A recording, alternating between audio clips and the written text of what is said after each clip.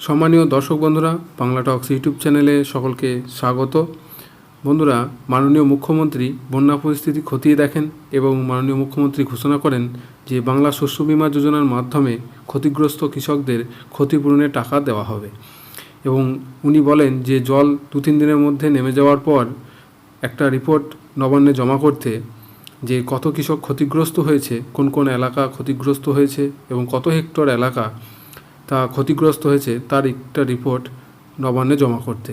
সেই মতো নির্দেশিকা একটা রিপোর্ট জমা হয়েছে এবং মাননীয় মুখ্যমন্ত্রী নবান্ন থেকে একটা নির্দেশিকা জারি করেছেন যে কত কৃষক এতে ক্ষতিগ্রস্ত হয়েছে এবং কত হেক্টর এলাকা এতে ক্ষতিগ্রস্ত হয়েছে, কবে থেকে এই শস্য বিমা যোজনার ফর্ম দেওয়া হবে এবং কোন ডেটের মধ্যে সেই ফর্ম জমা করতে হবে, কোন কোন কৃষকরা পাবে এবং কবে থেকে টাকা দেওয়া হবে, সমস্ত কিছু নির্দেশিকা নবান্ন থেকে বলে দেওয়া হয়েছে।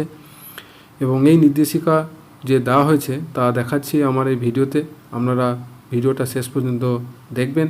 এবং আরেকটা অনুরোধ, যে সকল দর্শকবৃন্দ আমার এই চ্যানেলে প্রথম ভিজিট করছেন, দয়া করে চ্যানেলটা অতি অবশ্যই সাবস্ক্রাইব করবেন। সেই রিপোর্টে কি বলা হয়েছে আমি দেখাচ্ছি, যে রাজ্যকে না জানিয়ে জল ছাড়ার অভিযোগ উঠেছে ডিবিসির বিরুদ্ধে।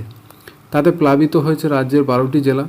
সূত্রের খবর, তার ফলে প্রায় 2 লক্ষ হেক্টর জমিতে ধান চাষ ক্ষতিগ্রস্ত হয়েছে। এমনি প্রাথমিক রিপোর্ট পেয়েছে রাজ্য সরকার, তবে নির্দিষ্ট চরিত্র পেতে জল নামা পর্যন্ত অপেক্ষা করবে প্রশাসন।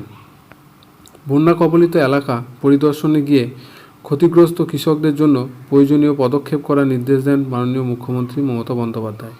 এই অনুযায়ী বাংলা শস্য বিমা সুবিধা প্রত্যেক ক্ষতিগ্রস্ত কৃষকের পর্যন্ত পৌঁছে দেওয়ার সিদ্ধান্ত নেওয়া হয়েছে। এটা নিশ্চিত করতেই দ্রুততার সঙ্গে পদক্ষেপ করেছে রাজ্য কৃষি দপ্তর। এদিন কৃষি সচিব ওঙ্কার সিং মিনা এবং অন্যান্য পদস্থ কর্তাদের নিয়ে বৈঠক করেন কৃষিমন্ত্রী শোভনদেব চট্টোপাধ্যায়। শস্য বিমার সুবিধা 30শে সেপ্টেম্বরের মধ্যে নিশ্চিত করতে প্রত্যেক ক্ষতিগ্রস্ত কৃষকদের নাম নথিভুক্তির নির্দেশ দেওয়া হয়েছে। এর জন্য সর্বাধিক সংখ্যক ক্যাম্প করাই দপ্তরের লক্ষ্য। ব্যাপক পরিমাণে ধান চাষে নষ্ট হয় বিকল্প চাষ নিশ্চিত করার লক্ষ্যেও পদক্ষেপ করেছে কৃষি দপ্তর। রবি মরশুমে বিকল্প চাষের জন্য 15 অক্টোবরের মধ্যে সর্ষে এবং ডাল বীজ কৃষকদের মধ্যে বিতরণের কাজ শেষ করার নির্দেশ দেওয়া হয়েছে। অন্যদিকে বন্যার কারণে সবজি চাষেও ব্যাপক ক্ষতি হয়েছে। এক্ষেত্রেও ক্ষতিগ্রস্ত চাষিদের পাশে দাঁড়াতেও রাজ্যের তরফে সব রকম পদক্ষেপ করা হয়েছে বলে সূত্রের খবর।